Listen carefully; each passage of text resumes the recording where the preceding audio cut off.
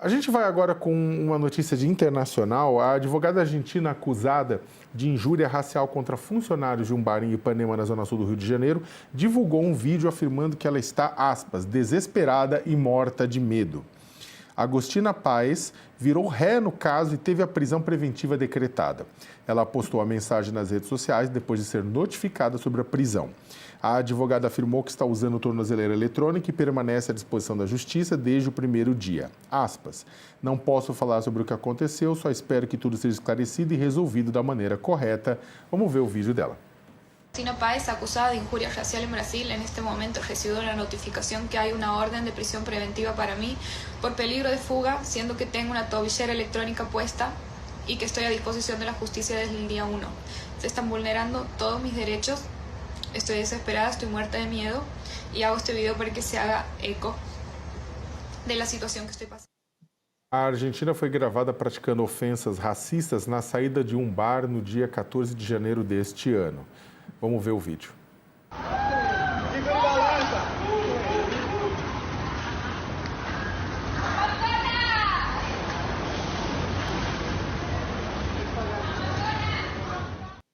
Ela tinha feito referências verbais e físicas, né, de que um dos funcionários do estabelecimento era um macaco.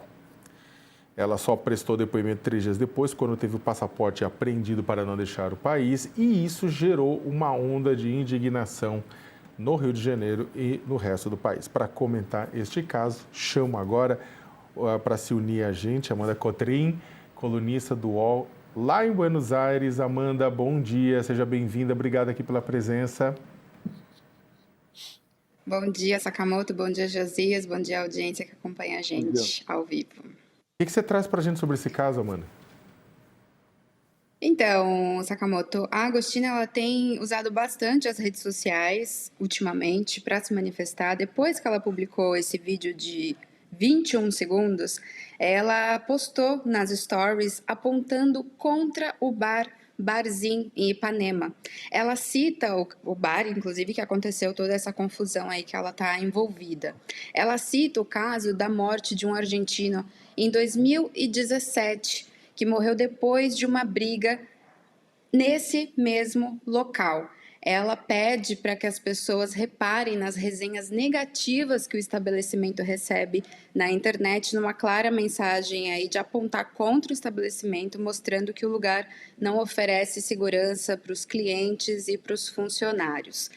O perfil do Barzinho de Ipanema, ele tem cerca de 28 mil seguidores e a gente identificou diversos comentários racistas em espanhol nas publicações do bar, como macacos mugrentos, outras pessoas dizendo para as pessoas não irem a esse bar e colocando figurinhas de macacos nos comentários. A reportagem em contato com o Barzinho em Ipanema, que é o cenário, né, dessa investigação sobre o racismo, mas até o momento o estabelecimento não retornou o nosso pedido.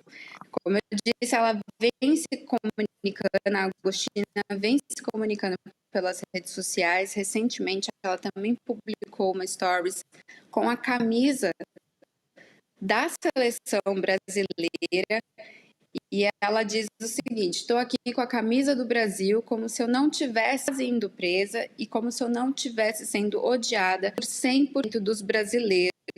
Fecha aspas.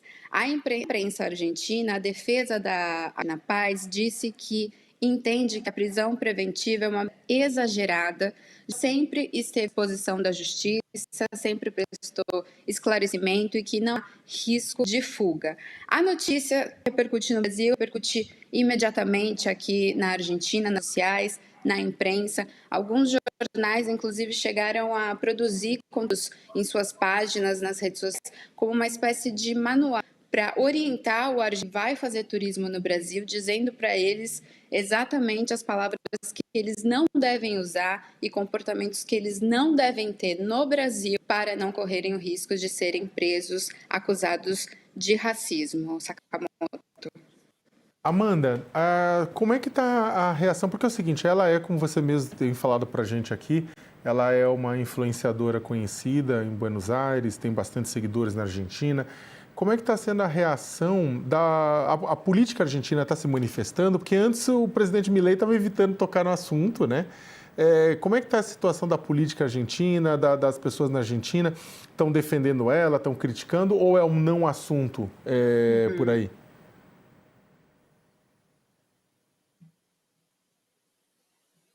Travou a nossa conexão com a Amanda. É um assunto que, Amanda, desculpa, é que ela tinha travado a sua... uma...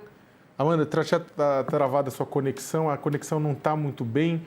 Vamos tentar restabelecer a conexão da Amanda, enquanto a gente restabelece a conexão da Amanda. Voltou? Voltou. Amanda, pode responder. Voltou? Voltou.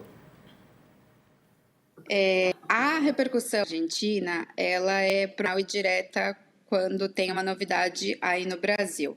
Do ponto de vista institucional, o governo Milei, representantes do governo, não têm se manifestado.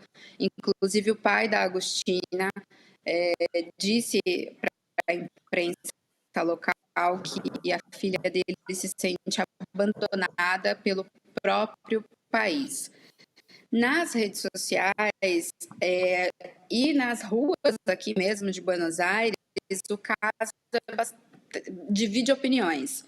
Tem muita gente a favor que ela seja investigada e, se for o caso, punida. Tem muita gente relatando o acontecimento, né? E aqui na Argentina, a gente sabe, já fizemos várias reportagens, que o racismo não é sequer conhecido como um problema, quanto mais combatido. Nesse caso, ele está gerando muito pano para manga, e eu acredito que a repercussão no Brasil também, dependendo da solução desse caso dela, vai repercutir, vai impactar bastante aqui até as políticas públicas aqui, né? Porque os movimentos negros aqui principalmente estão aproveitando esse holofote no assunto para debater o tema aqui na Argentina, que realmente é muito escasso em relação ao Brasil, que a gente sabe que tem um debate público sobre o racismo, tem leis, tem políticas públicas de combate ao racismo, e aqui na Argentina, infelizmente, a realidade é outra. Amanda Cotrim, obrigado mesmo aqui pela sua participação no All News, obrigado aqui pelas informações e pela análise.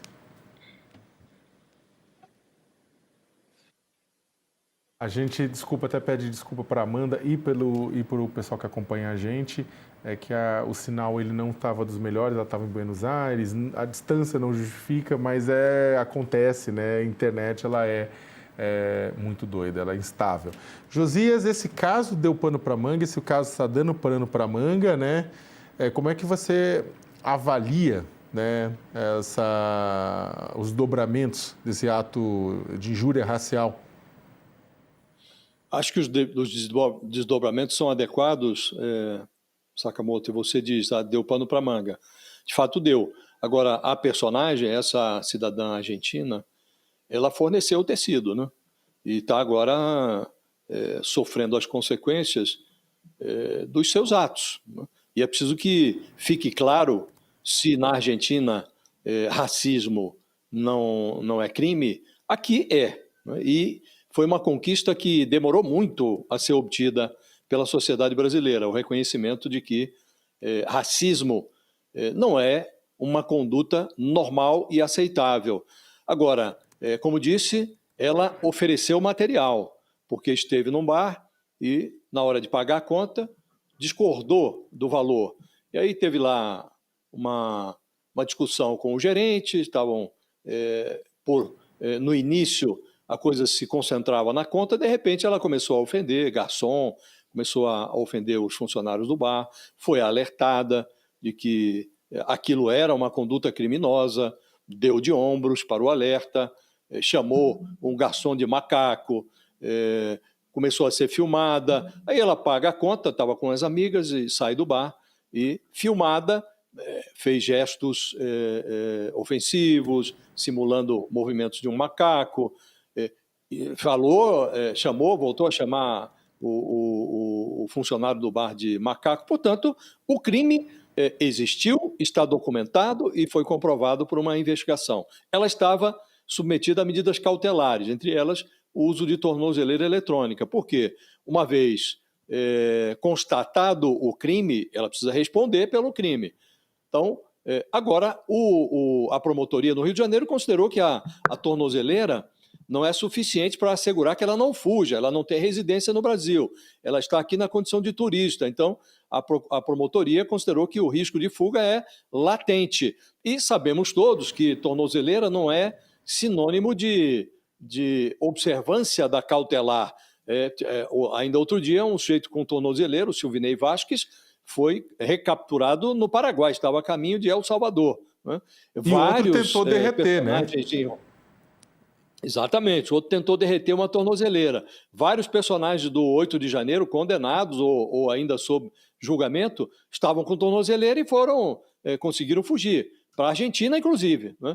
Então, é preciso que a Justiça agora concordou com a promotoria de que é o caso de uma prisão preventiva, para não permitir a fuga da personagem, dessa cidadã argentina. Agora, cabe ao judiciário analisar, isso cabe recursos, ela que apresente uma defesa e argumente, não é? Cabe à justiça analisar.